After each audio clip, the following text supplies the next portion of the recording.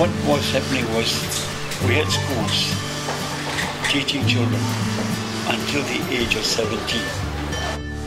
Post 17, there was really no institution which would absorb them after they had gone through a formal education.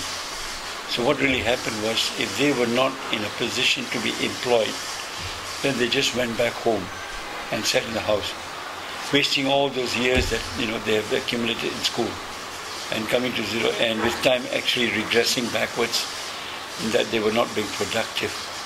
So the school thought was there for quite a while, but nobody made the move until 1992. Then Rotary Club initiated this, and we did it alongside with then the HCC, or the Handicapped Children's Centre, because they had premises for us to use.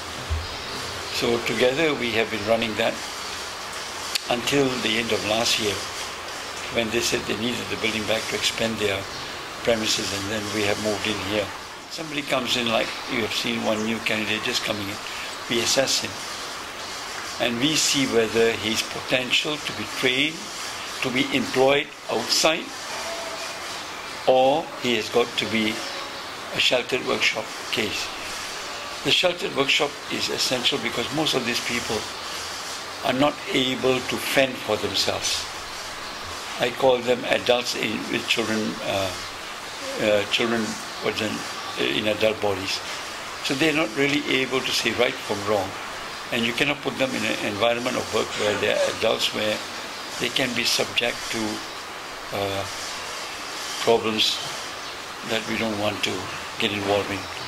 And in this way too, the parents are very comfortable because they know they're here, they are under supervision, they stay here the whole day, and they go back in the evening, and in that process they are being mentally trained to do something, socializing, and being also educated to some extent to get them to do the best that they can in society. That's very important. Budget constraints do not allow us to employ people that we would like to employ for that purpose. People like the physiotherapists, people like the occupational therapists. We don't have the budget. We need them. All right? So what we do is we make do with the staff we have. Some of them have come from, retired from other fields of this, so they come over here. And we try to do the best we can with the available resources. Somebody is prepared to fund us. We would like to have an occupational therapist. We'd like to have a physiotherapist because most of them are having physically handicapped and they need to get muscle tone to do most of the jobs. All right? So we make do and do what we can. What the trainer does, he goes outside, he sources for jobs, brings it back. If he thinks that we are capable of doing it, trains our assistant trainers, which we have now 4 of them, and then they impart the knowledge to the young ones and get them to do the work, because we have to also meet quality control. If you go around, you will notice that they are in their own way perfect. And we train on that. Then we get them to do jobs. Most of them come in what we call as able to do single jobs. Then we try to train them into multi-jobs. And as they go up, then we try to get them to do more sophisticated works, depending on their ability. What I think everybody has to understand is that we get no funds from the state. We get no funds from the federal government. So we're being funded either through general societies or through individuals. But we barely make even to meet the pace of our staff. All right? Our budget runs to about 10,000.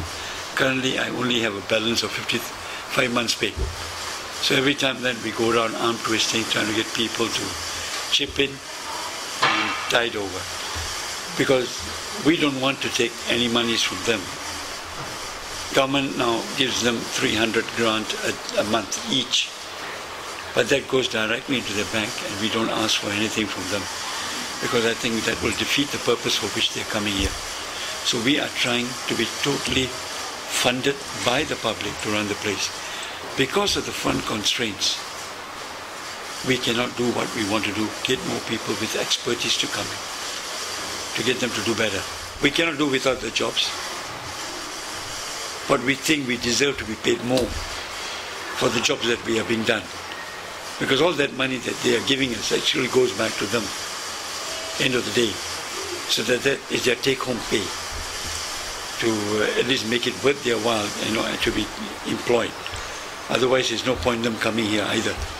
Public support, public awareness, it's a problem. We cannot neglect it. We cannot close our eyes to it.